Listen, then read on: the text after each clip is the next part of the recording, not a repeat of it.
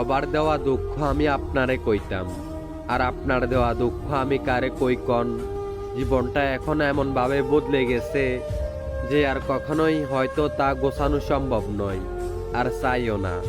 যে যেমন থাকতে চাই সে তেমন থাকুক, কাউকে আর বিরক্ত করতে চাইও না, আর কাউকে বলতে চাইও না, কেননা কিছু কথা মনের গভীরেও থাকুক। কি দরকার নিজের ফালতু আবেগ, ফালতু কথাবার্তা বইলা অন্যের সময় নষ্ট করার। জানেন আপনি, আমি কিন্তু অনেক বেটার অপশন পাইছি লাইফে, কিন্তু আমি কিন্তু আপনার মতো ঠকাই নাই।